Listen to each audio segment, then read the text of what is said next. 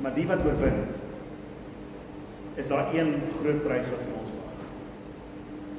Dis ons hoop, dat ons nie meer verwyder is van hom nie. Hy is ons God, en ons is sy mense. Dis die groot oorwinning.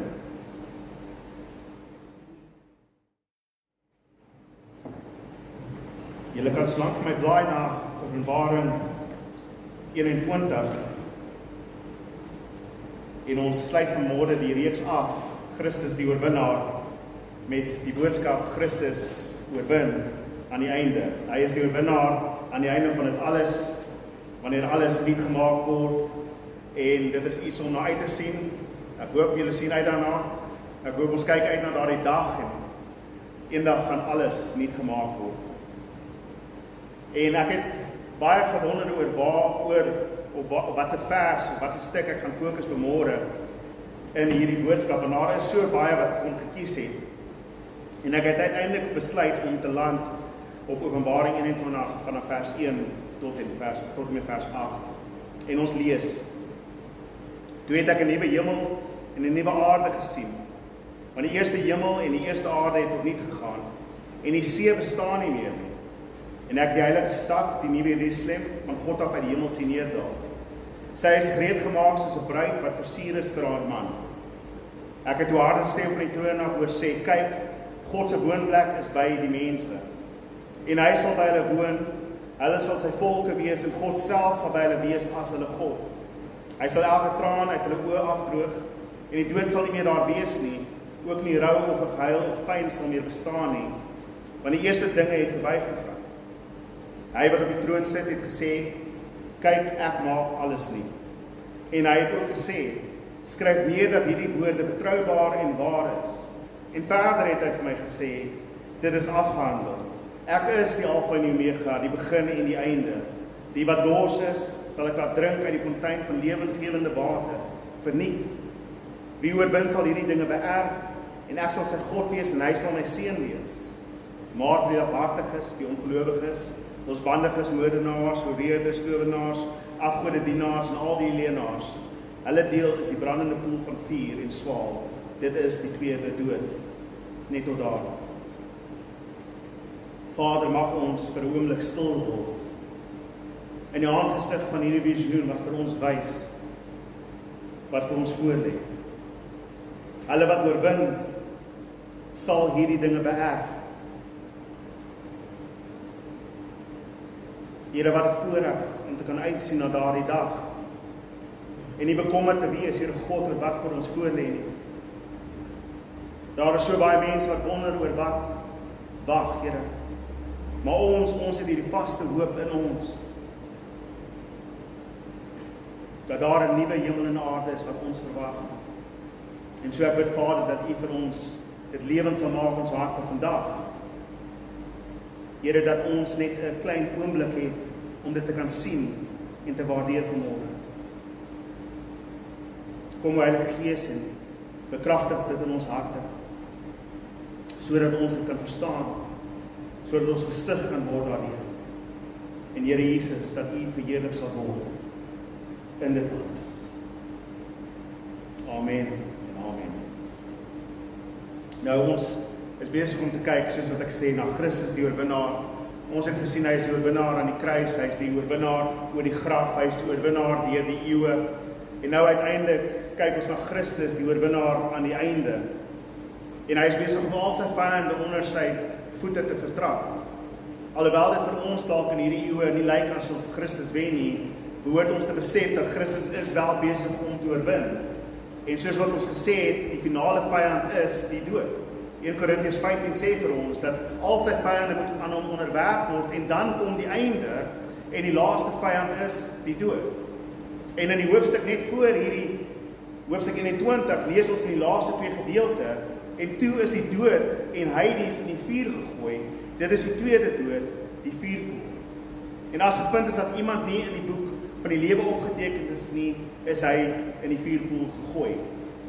Dat selfs hier aan die einde, in hoofstuk 20, eindig Openbaring hoofstuk 20 met die dood van die dood. Die tweede dood, wat selfs die dood moet sterf. Selfs die dood het 'n sterfte wat wag vir hom. Die dood en die hel word in die vuurpoel gegooi. En ons sien aan die einde van die stuk wat ons vanmôre gelees het, en hulle almal wat lafhartig is en ongelowig is en losbandig is, hulle sal ook in daardie selfde vuurpoel gegooi word. En so ons sien in hoofstuk 21, van hoofstuk 21 en verder, die res van Openbaring gaan absoluut oor die oorwinning aan die einde. Ons sien die nuwe hemel en aarde, ons sien die nuwe Jerusalem. En ons sien uiteindelik Christus wat kom en sê ek kom gou. En dit is waarna ons uitsien. En dit is die oorwinning. Maar broers en susters, ons moet kyk na wat die oorwinning vir ons beteken. In die toekoms sowel as in die hede. Wat is die oorwinning? Die dood word oorwin, dit is die finale oorwinning. Ons weet dit is wat gebeur. Maar wat daarna? Wat is na die dood? Wat is na daardie oorwinning? Wat lê vir ons voor? En so ek wil hierdie reeks afsluit op hierdie hoogtepunt van wat vir ons voor lê. Die nuwe hemel en die nuwe aarde. En so dit is die belofte waarmee hy begin. Hy sê ek sien 'n nuwe hemel en 'n nuwe aarde. Want die eerste hemel en die eerste aarde het tot niet gegaan. En die see bestaan nie meer. Nou daar's baie mense wat na hierdie gedeelte kyk en verskillende sieninge het. Ek weet ons is so 'n paar jaar terug. Ek dink meeste van julle was nie hier gewees nie. Maar ons is so 'n paar jaar terug met 'n nuwejaarsdiens het ons geworstel met hierdie nuwe hemel en aarde. Ek dink so omtrent 5-6 jaar terug seker. En ons is almal so 'n bietjie wyser, 'n bietjie slimmer en miskien gaan ons beter worstel met hom vandag as destyds. Maar wanneer ons hierdie gedeelte lees, is daar 'n paar sieninge wat verskeie mense deur die eeue het. En ek weet nie wat julle siening is oor die nuwe hemel en aarde nie, maar ek gaan so 'n paar van hulle noem sodat jy kan sien waar jy min of meer land. En dan sal ek vir julle sê waar ek dink dit land. Daar's die eerste geval die idee dat hierdie 'n fisiese herskepping is. Dat die fisiese aarde soos wat jy hom nou sien en die fisiese hemele met die son en die maan en alles uiteindelik gaan vergaan, tot niet gaan, dit gaan nie meer bestaan nie. Dit is 'n fisiese herskepping van alles. Ons gaan terug na wat was in Genesis 1 toe en dit is heeltemal 'n nuwe herskepping. Dit is net fisies. En die stad Jerusalem is 'n fisiese stad wat afdaal en op hierdie nuwe planeet of hierdie nuwe aarde gaan wees, wat nie hierdie aarde is nie, is 'n ander aarde. En dit is uiteindelik wat vir ons wag. Dit is aan die een kant. Aan die ander kant is daar die simboliese herskepping. En dit is bloot die siening dat alles wat hier aangaan net simbolies is. Die aarde gaan nog aangaan soos wat hy aangaan, die son gaan nog wees soos wat hy is, die maan en die sterre gaan nog steeds daar wees, al die dinge gaan wees presies soos wat dit is. Dis maar net 'n simboliese siening van 'n herskepping of 'n vernuwing van die aarde, dat die sonde weggevat gaan word, dat al die pyn en die lyding weggevat gaan word, maar hierdie aarde gaan nog steeds bestaan in sy toestand wat hy is vandag, sonder sonde, sonder die dood. En dan is daar kom sieninge tussenin. Daar is sommige sieninge wat sê, wel, daar's 'n fisiese en 'n simboliese aspek aan dit. Daar is sekere dinge wat ons fisies gaan verander, daar is sekere dinge wat simbolies gaan verander. En ek weet nie waar julle op hierdie een val nie, maar ek val hier so iewers tussen die twee. Tussen die hele fisiese herstel en die simboliese herstel of vernuwing van die wêreld. En al wat ons gesê word oor die nuwe hemel en aarde, daar's letterlik een beskrywing. Wat sê hulle sê is een beskrywing van die nuwe hemel en aarde wat hier is? Daar gaan nie meer see wees nie. Dis die een beskrywing, né? As 'n mens verder in die hoofstuk gaan waar die nuwe Jerusalem kom, sê daar en die son en die maan is nie meer nodig nie, want God is die lig wat skyn. So al wat ons weet van die nuwe hemel en aarde is die see gaan nie daar wees nie en ook nie die son en die maan en die sterre. Dis omtrent wat ons weet van die nuwe hemel en aarde. Ons weet daar gaan 'n rivier wees en ons weet daar gaan riviere wees, maar daar gaan nie 'n see wees nie. En so baie mense probeer te dink, hoe gaan hierdie wêreld lyk sonder 'n see met net riviere en net groen landerye en daar's niks wat doodgaan nie en wat ook al dit gaan wees. Ons kan nie eens begin om dit in te dink nie, dit maak nie vir ons sin nie. Want al wat ons ken is die wêreld soos wat hy is. En sommige wat hou daarvan om by die see te bly, is bang want ons gaan nie die see hê. Waar gaan ek my stappie vat in die oggend? As daar nie meer see is vir my om te geniet nie. Ek gee glad nie oor die see nie, so as dan nie 'n see is, die pla dit my nie, alhoewel ek by die see bly. Dis mos een van daai dinge, jy sien hom elke dag nie, jy weet hy is daar, maar jy gee nie om oor hom nie. Maar sekere mense gaan seker die see mis. Ek dink as ons moet kyk na wat aangaan hier, moet ons na 2 Petrus hoofstuk 3 toe gaan. Want Petrus is die eerste een wat melding maak van wat gaan gebeur. En hy sê die volgende woorde, hy sê dat die mense ignoreer willens en wetens dat daar lank reeds hemele bestaan en ook 'n aarde, wat deur die woord van God uit water en deur water tot stand gekom het. En deur hierdie dinge is die antieke wêreld deur water oorstroom en het dit vergaan. Maar die huidige hemele en die aarde word deur dieselfde woord vir vuur op sy gesit. Dit word bewaar vir die oordeelsdag en die vernietiging van die goddeloses. Die dag van die Here kom soos 'n dief, 'n dag waarop die hemele met 'n gedruis tot 'n einde sal kom en die elemente sal uitbrand en vergaan en die aarde en wat daarop gedoen is ontbloot sal word. As al hierdie dinge so sal vergaan, watter besondere mense moet julle dan nie wees nie? Heilige mense, godvreesende mense, wat uitsien na die dag van God en dit probeer bespoedig. Dit is die dag waarop die hemele, deurdat dit verbrand word, sal vergaan en die elemente sal uitbrand en wegsmelt. Maar ons verwag volgens sy belofte nuwe hemele en 'n nuwe aarde waar geregtigheid woon. Nou, as mens kyk na hierdie gedeelte, eenvoudig, alles gaan weggebrand. Van 'n vuur kom, die son en die sterre en die maan en alles gaan verbrand. Dit gaan met 'n gedruis tot niet gemaak word. Dit gaan ophou bestaan. Die aarde gaan gebrand word met vuur. Dit word bestem vir die vuur. Maar daar is iets interessants wat gebeur hier, so want die aarde word nie vernietig. As jy mooi kyk na die konteks, word die aarde nie vernietig. In die eerste plek sê hy die vorige aarde het vergaan deur die vloed. Maar waar is ons? Op daardie selfde aarde wat deur water skoon gewas was op 'n tyd. Reg? Nou sê hy dat die hemel en die aarde is weer eens bestem, maar hierdie keer vir vuur. Maar daar is 'n klein verskil wat aangaan. Want is die hemele wat verbrand word en alles op die aarde word ontbloot. Wat beteken die aarde bly, maar die hemele vergaan. Die son en die maan en die sterre. En alles op aarde word ontbloot en dit wat ongeregtig was word uitgewys en dit is wat gebeur op aarde. Ja, deur vuur. En ons weet dat die vloed was fisiese vloed gewees, so ons kan uitlei wat Petrus sê, dit gaan dalk 'n fisiese vuur wees wat alles verbrand. Maar dit beteken nie noodwendig dat die aarde, hierdie aardbol self, heeltemal ophou bestaan nie. Maar dat dit skoon gebrand word. Dat alles ontbloot word, dat die son en die maan en die sterre weggebrand word. Ja, want daar's nie meer nodig vir lig vir die son en die sterre en die maan. So ons sien min of meer, ons weet daar is ons vuur wat gaan brand, maar die fokus in Petrus is die hemele wat verbrand word. En ek dink daar is miskien 'n sleutel waarna ons kan begin kyk. Want die vloed het gekom as gevolg van wat? Die sonde met die seuns van God, met die dogters van die mens, gemeenskap gehad. En so wat doen God? Hy vernietig die aarde deur water, hy bring 'n vloed oor die aarde. En wat bring daai vloed? Die see. Hou dit in die agterkop. Maar die son en die sterre en die hemele word nie gestraf. Nou aan die einde is dit hulle beurt. Nou aan die einde word die son en die sterre en die maan verbrand. Ons gaan by daai rede uitkom. Ek wil julle moet dit net uit Petrus uitlees.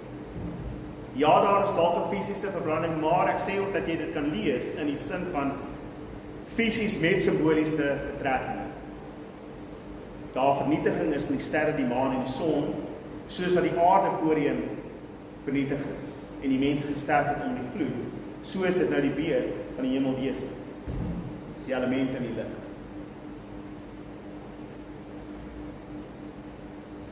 'n ander rede hoekom ek ook wil hê dat ons moet versigtig wees wanneer ons sê dit is 'n nuwe hemel en 'n nuwe aarde in die sin van hierdie word heeltemal weggeneem. In die sin dat die hele heelal, die alles ophou bestaan en dan skep God van niks uit weer iets. Dit is ons eintlik die fisiese idee wat ons het, 'n nuwe hemel en aarde, as al die planete en al die sonne en al die sterre en alles vergaan, en daar is niks meer oor nie, dan begin ons terug by, en die aarde was woes en leeg. En nou begin ons by die volgende skepping. Ek hoop julle is nog almal met my. Daar is 'n gedeelte in Paulus se brief aan die Korintiërs, in tweede brief aan die Korintiërs. En hy sê, as iemand in Christus is, luister na dieselfde woorde, is hy 'n nuwe skepping. Die ou dinge het verbygegaan. Kyk, hulle het nuut geword. En dit alles kom van God af, wat ons deur Christus met homself versoen het, en aan ons die bediening van die versoening gegee het. Almal wat in Christus is, ek en jy, het klaar nuut geword. Die oue is verby, alles het nuut geword. So daar is 'n tydelike vernuwing wat ons al klaar ondervind. Ons is nuwe skepinge. Glo julle is nuwe skepinge? Ons is nie meer die ou mens nie. Maar ek het nog steeds die ou liggaam. Reg? En ons weet in 1 Korintiërs 15 sê Paulus, ons almal gaan nie sterf nie, maar ons almal gaan verander word. Jy gaan nie ophou bestaan nie, jy gaan nuut gemaak. Jy gaan met die onverganklike bekleed word, sodat die verganklike kan weggaan. Maar Rudolf is nog steeds Rudolf. Jaco is nog steeds Jaco. En as jy dieselfde taal gebruik vat van dit, en jy pas dit toe op die aarde, dan is die aarde is nog steeds die aarde, hy is net anders. En hy is nuut. Daar is 'n ander rede hoekom ek dink dat die aarde nie heeltemal vergaan soos ons dink dit gaan vergaan nie. En dit is dat in Romeine 8 lees ons dat die skepping is in verwagting vir die openbaring van die seuns van God. Hulle is onderhewig aan die verganklikheid sodat hulle die heiligheid en heerlikheid van God kan smaak. Hoekom sal die aarde sy eie ondergang verwag? Hy verwag sy vrymaking. Die skepping verwag om vrygemaak te word van die sondeval en die gevolge daarvan. En ons sien in 2 Korintiërs 1 Paulus, dit gaan oor die versoening tussen ons en God. En so die kenmerk van die son, kom ons kyk eers na die eerste plek van dit, hoekom die son en die maan ophou bestaan. In Openbaring 21 vers 22 verder aan, lees ons dat 'n tempel het ek nie in die Nuwe Jerusalem gesien nie, want die Here God die Almagtige en die Lam is haar tempel. Ook het die stad nie die son en die maan nodig om haar te verlig nie, want die heerlikheid van God het haar verlig en die Lam is haar lamp. En die nasies sal leef in haar lig, en die konings van die aarde sal hulle heerlikheid na haar toe bring. Haar poorte sal bedags nie gesluit word nie, en daar sal ook nie meer nag wees nie. Nou, Openbaring is nie die eerste een wat dit noem nie. Jesaja het dit ook genoem. Jesaja 60 praat van die son wat ophou gaan skyn en die maan wat gaan ophou bestaan. Want God gaan self die lig wees, daar gaan nie meer nag wees nie. Dit gaan nie meer donker wees nie. Sagaria 13 praat ook van die son en die maan wat nie nodig is nie, want God is die lig. Hy is die lig van die nasies, hy is waarheen hulle almal kyk. Daar is vir my 'n baie interessante vers in Deuteronomium, wat vir my min of meer 'n sleutel gee vir hoekom die son en die maan en die sterre ophou bestaan. En hoekom dit gekoppel word aan die feit dat God die lig is vir die nasies. Ek lees dit, Deuteronomium 4 vers 19. En voordat ek hom lees, broer en suster, skryf neer die verses wat ek julle gaan gee, gaan lees dit self. En as julle nie saamstem met my, dan kom sê hulle vir my, dan gesels ons daaroor. Maar ek sê vir julle hoe ek die skrif verstaan op hierdie oomblik in my lewe. Okay. Ek sê nie ek's reg 100% nie, maar ek dink ek's naby. Maar gaan lees dit vir julle self. Luister mooi wat sê Deuteronomium 4 vers 19. God gee waarskuwing aan die volk. Hy sê moenie na die hemel opkyk en die son en die maan en die sterre sien en enig van die liggame en julle laat verlei om voor hulle in aanbidding te buig en hulle te dien. Die Here julle God het hulle en al die ander nasies onder die son toegewys. Maar die Here het julle geneem uit Egipte, uitgelei om aan hom te behoort as sy eie volk soos dit vandag is. Deuteronomium 4 vers 19 sê, God het die volke oorgegee om die son en die maan en die sterre te aanbid. Gaan aanbid die skep. Doen wat julle wil. Julle wil my nie ken nie. Daar is die son, kyk na die sterre, kyk na die hemelwesens, aanbid hulle, doen wat julle wil. Maar my volk aanbid my en my alleen. Maar nou het Christus gekom en hy het oorwin. En hy het al die hemelwesens neergewerk. En hy het al die gesag gevat, wat voorheen aan hierdie ander nasies oorgegee is, want dis wat ons lees in Matteus 28, aan my is alle gesag nou in die hemel en op aarde gegee, so gaan maak disippels van al die nasies. Dis die oorwinning van Christus om mense uit elke stam, volk en taal na homself te keer. Sodat hulle nie langer die son en die maan en die sterre aanbid nie, maar God en God alleen, want hy is die lig van die nasies. En so die ophou bestaan van die son en die sterre en die maan het te doen met aanbidding. Dan gaan nie meer nodig wees vir mense om te kyk na hierdie skepping en te sê, ek gaan hierdie son aanbid nie. Nee, ek gaan God self sien, daar is die lig van die nasies. Ek hoef nie die kleiner gode te aanbid nie. Ek aanbid die enigste God wat hulle gemaak het. En so in 'n sin dink ek verwys dit na daardie vernuwing dat almal God gaan aanbid en nie meer die son en die sterre soos wat God in Deuteronomium vir hulle toegelaat het. Dis 'n herstel om te sê daar is net een God en koning vir wie elke knie sal buig en dit is Jesus Christus. Dan die tweede kenmerk is die see wat nie daar sal wees nie. Soos wat ek sê, party van ons wat hou van die see en ons uitstappies langs die see is bekommerd oor die see wat nie daar gaan wees nie. En daar is baie sieninge oor wat die see simboliseer hierso. In Openbaring self beteken die see gewoonlik die mensdom, al die heidene, al die sondaars, die chaos wat in die wêreld plaasvind. Ons weet dat die dier uit die see uit opkom. Die see is die oorsprong van alles wat sleg is en verkeerd is. Dit is uit die see wat ons gevaar kom, ons weet nie wat aan die kant die see lê nie, die onbekende wat ons enige tyd kan inval en ons kan oorneem. Dit is wat die see vir baie mense in die antieke wêreld beteken het. Jy is nog baie gelukkig daar langs die see op die strand, jy is om vis te vang en skielik kyk jy oor die horison en daar's skepe en daar's mense op wat skepe van 'n ander nasie wat jy nooit ken nie en hulle kom moor jou en maak jou dood en vernietig jou. En so baie mense het die idee dat die see is 'n skrikwekkende plek. En dit is dalk 'n rede hoekom die see verwyder word. Die ander rede wat gegee word is dat die see is juist daardie element wat ons skei van mekaar. Dat ons het al hierdie nasies en al die lande en vaste lande, want die see is hierdie skeiding tussen ons. Ons sien daardie betekenis of daardie idee in die liedjie wat ons in Afrikaans sê, ek sien 'n nuwe hemel kom, 'n aarde nuut en vry. En aan die derde lyn, die see en alles wat skei verdwyn. So, ons het selfs in ons liedjie wat ons sing, het ons die idee dat die see skei om ons van mekaar. En so, God bring almal by mekaar in een vaste land. Maar dan moet die vraag gevra word, is daar dan nie nog 'n see rondom die vaste land nie? Is daar genoeg aarde om nie die see te hê? Reg? Gaan al die bodems van die see opgelig word? Gaan alles gelyk gemaak word? Ons is nie seker nie. Ons weet nie hoe dit gaan lyk nie. Of as alles nou nie tot niet gemaak word, 'n hele nuwe aarde, dan gaan net aarde wees en net riviere. Ek dink Openbaring in 'n onmiddellike konteks gee vir ons die rede vir die see wat nie daar is.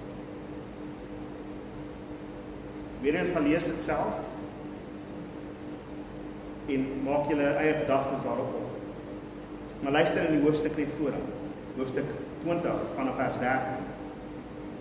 Ek wil hê jy moet oplet na wat hier aangaan. En die see het die dooies wat daarin is teruggegee. En die dood en Hades het die dooies wat daarin is teruggegee.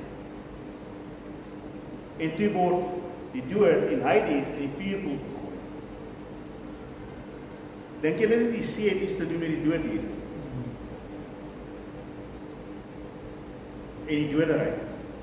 Is die see nie hier simbolies van die dood en die Hades nie?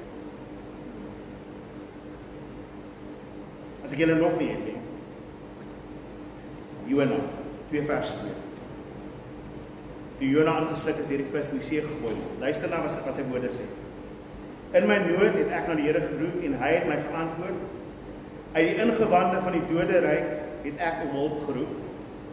En U het my stem gehoor. U het my in die diepte gegooi in die hart van die oseane. Seestrome het my omring. Al die golwe en brandes het oor my gespoel. Na die basis van die berge het ek afgesak. Die aarde, haar sluitbalke was vir my altyd agter my toe. Maar U het my uit die grafkuil opgetrek, Here my God.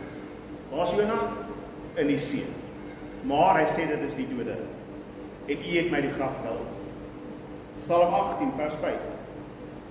Bande van die dood het my omsluit. Strome van vernietiging het my verskrik.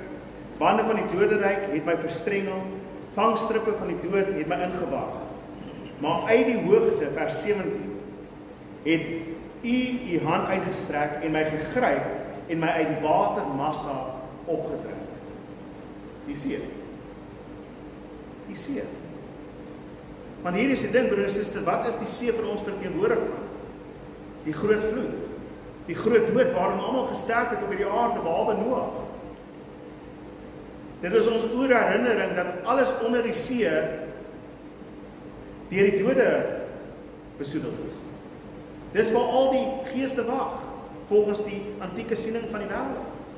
Dis in die see en onder die waters, in die diep waters, waar die mense wag vir die oordeel. Hulle is toegesluit in die diepste, in die waters. En so ons moet verstaan dat wanneer hy sê die see bestaan nie meer nie, want luister wat hy sê in die volgende gedeelte in hierdie selfde stuk. Ek het 'n nuwe hemel en aarde gesien, alles het opnuut geword en die see bestaan nie meer. Reg? Dan gaan hy bietjie verder aan. Hy sê elke oog afdroog, want die dood sal nie meer bestaan. Dis dieselfde ding. Ek dink nie dit te doen met die see soos ons die see ken nie. Ek dink dat dit te doen simbolies met die dood wat nie meer staan nie. Dat dit wat donker is, dit wat duister is, dit wat ons wegspoel, dit wat ons verdrink, is weg. Ek wil bysê, ja, heel waarskynlik is daar 'n fisiese vernuwing. Ons kan nie eens begin om te dink hoe dit gaan lyk nie. Maar daar is baie meer simbolies ook aan die gang hier. Die son, maan en sterre, wat die aanbidding van die volke voorgestel het, word weggeneem, maar daar is net een God wat aanbid gaan word, en almal gaan hom aanbid. Die water, die nasies, die dood word weggeneem, want almal gaan ewig lewe. En alles word nuut gemaak. Dit is die oorwinning waarvan Christus hier praat. En soos wat ons as mense is, ons kyk na hierdie simbole in Openbaring en ons word vasgevang in die elemente daarvan en in elke ding en ons moet alles verduidelik binne die raamwerk van wat ons hier sien. Maar broer en suster, daar is 'n groter oorwinning in hierdie teks. Iets wat soveel meer is as die see en die maan en die sterre en ek gee nie om hoe die aarde gaan lyk nie, want dit maak nie vir my saak nie. Ek weet ek nou vir die meeste van die preek gepraat oor daai gedeelte, oor die son en die maan en die sterre en die waters. En ek wil hê julle moet alles vergeet. Gooi dit weg, werk dit weg. As iemand eendag vir jou vra wat dink jy beteken die see, dan kan jy dit herroep. Maar vanmôre wil ek hê jy moet fokus op dit wat eintlik belangrik is in hierdie teks. Wat is die oorwinning? Wat is die prys wat ons ontvang? Kyk sê in vers 3. En wie is dit wat sê kyk? Ek het 'n harde stem van die troon af hoor sê. Kyk. God se woonplek is by die mense. En hy sal by hulle woon. En hulle sal sy volke wees. En hy sal hulle God wees. En die van julle wat nou al jare saam met my hierdie pad stap in hierdie gemeente weet, wat is die groot verbond wat God maak met alle mense? Ek sal jou God wees en jy sal my mens wees. Dis die groot herstel. Dis die groot oorwinning. Maar broer en suster, Voor die sondeval het Adam en Eva saam met God gewandel in die tuin. Hy was by hulle. En toe sondig ons, en toe kom die dood op ons pad, en toe word ons uit die tuin uit gegooi, om nie meer langer saam met God te stap nie, en om nie te sien van aangesig tot aangesig nie. En ja, in sekere tye het homself geopenbaar aan Abraham, en aan Isak, en aan Jakob. Hy het aan Moses verskyn. En vir 'n oomblik het hy vir die volk daardie genade gegee om te sê, ek sal onder julle woon in die tabernakel wat julle vir my gaan bou. En julle gaan offers bring om julleself te reinig, sodat julle in my teenwoordigheid kan inkom en met my 'n verhouding kan hê. En ek gaan tussen julle woon. Maar hulle wou 'n goue kalf, want dit is maklik om die goue kalf te aanbid as om God te aanbid.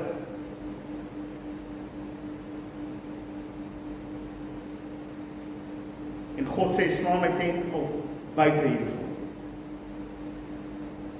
Hulle moet na my toe kom van binne hierdie volk af, nou my buite kan kom. Toe God dreig om te sê, ek gaan nie saam met julle wees nie. Toe sê Moses, mag dit nooit gebeur. Die volk kom uiteindelik in die land in, en hulle bou 'n tempel, en God vul daai tempel met sy heerlikheid. Ek wens ek kon daardie dag daar gewees om dit te gesien het. Al die priesters val op hul aangesigte voor God en voor sy heiligheid en aanbid hom. En God sê, as julle na hierdie tempel toe bid, dan sal ek julle gebede hoor en ek sal beantwoord. As julle harte na my toe terugkeer, dan sal ek terugkeer na julle toe. En wat doen die volk? Hulle sondig. Hulle verkoop alles in die tempel, gee dit oor aan die ander nasies, sit afgode in daardie selfde tempel. En God verwyder sy teenwoordigheid uit daardie tempel uit, en hy gaan weg uit volk uit. En hy stuur sy volk uit in die uithoeke van die wêreld. Sê, as julle nie in my land kan bly, dan soek ek julle nie. Maar hy los 'n belofte, ek sal julle terugbring. Ek gaan alles nie maak. Sê hy in Jeremia. Ek gaan alles nie maak. En in Jesaja, ek gaan alles nie maak.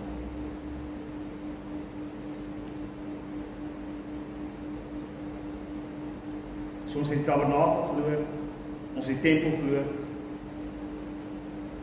maar in Christus lees ons in Johannes 1.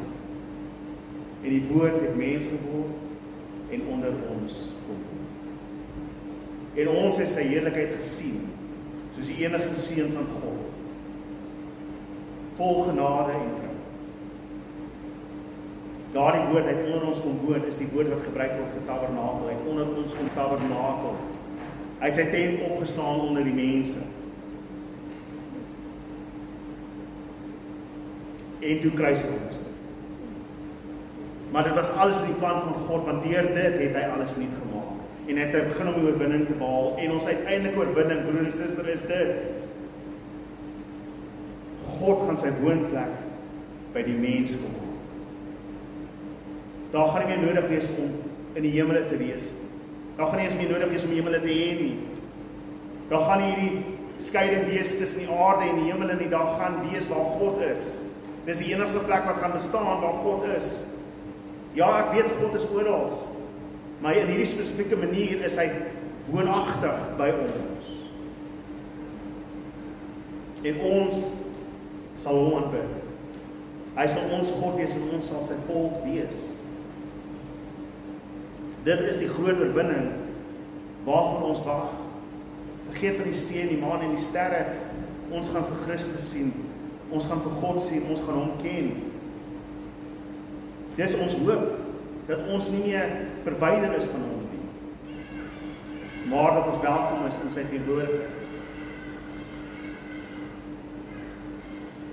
En deel van die oorwinning, broer en suster, is juist dit wat ons lees in die laaste gedeelte van ons teks vanmôre, vers 7. Wie oorwin?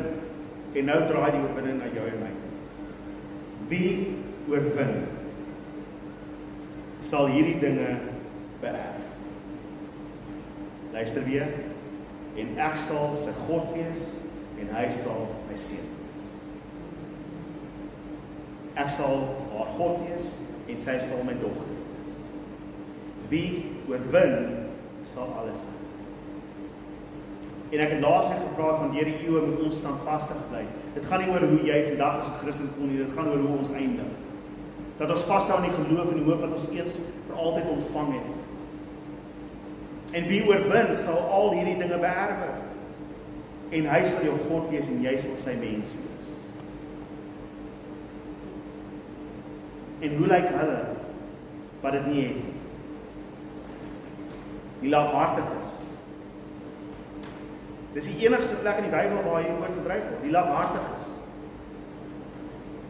Hulle wat bang geword het vir die wêreld en die geskreef in die wêreld, hulle wat bang geword het vir wat die wêreld vir hulle dreig en weggedraai het van hulle Christus af. Vir hulle is die vuurpoel die einde. Vir die losbandiges, vir die ongelowiges, vir die moordenaars, die horeerders, vir die towenaars, die afgodedienaars. En dit is nie 'n volledige lys van alles nie, die leenaars ook. As jy die res van die skrif vat, hulle wat skinne, hulle wat twis, hulle wat stry, hulle wat beklei.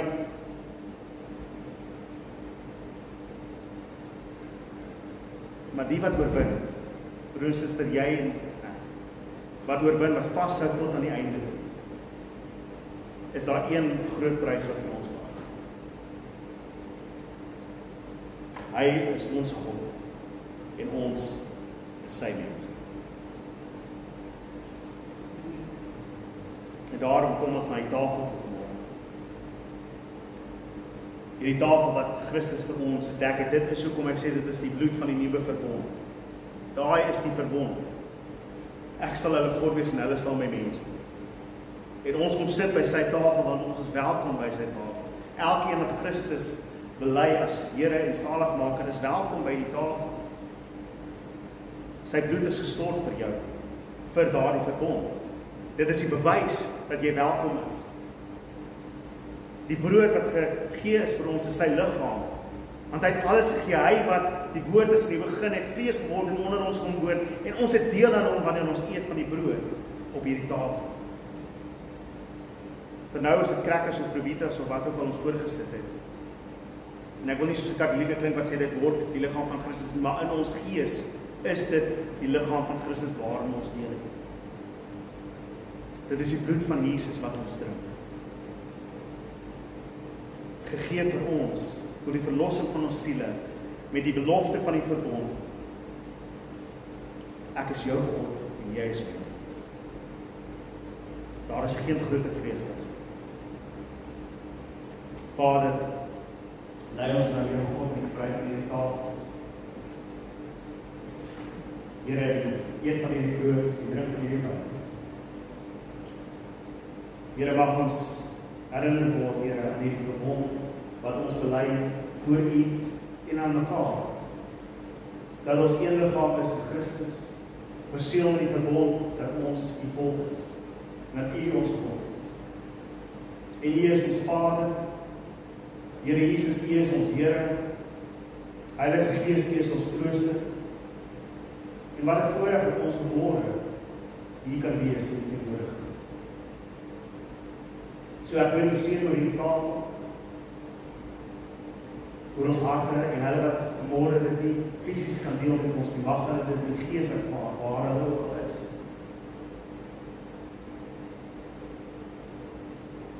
Seën ons weer God. In Jesus naam. Amen. Amen.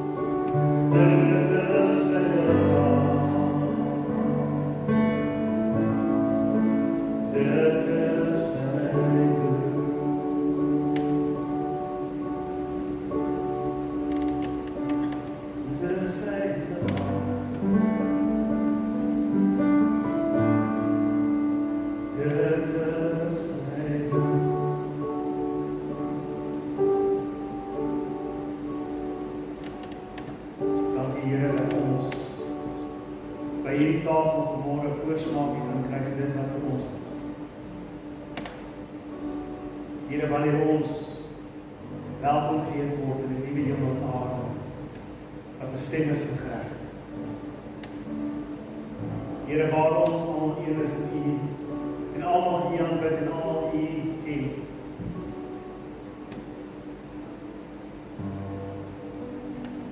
Here, wat nou almal deel geneem van hierdie heilige wonderlike verbond wat ons het, Here, hierdie verbond met ons deel. Hierdie verbond geseël met die bloed van Jesus Christus. Here, mag ons dit uitleef in ons harte vanmôre, Here, in ons lewens deur die dag, Here God. Mag ons vasbyt tot die einde, Here. Bewaar ons in U, Here God. Bewaar ons in U Christus, bewaar ons in U krag en hierdie Heilige Gees wat in ons is. En bring ons eendag by daar in die nuwe hemel, daar in die nuwe aarde. Waar elke traan afgevee sal word en elke pyn en lyding tot niks sal gaan en die dood nie meer sal wees. O Here, wat 'n dag gaan dit vir ons bring. Wat 'n vreugde. So ons verdra nou alles. En in dankbaarheid en hoop kyk ons uit na daardie dag wat vir ons is. Mag ons dit elke dag onthou. In Jesus Christus naam. Amen. Amen. Dankie broer en suster, gaan in die seën.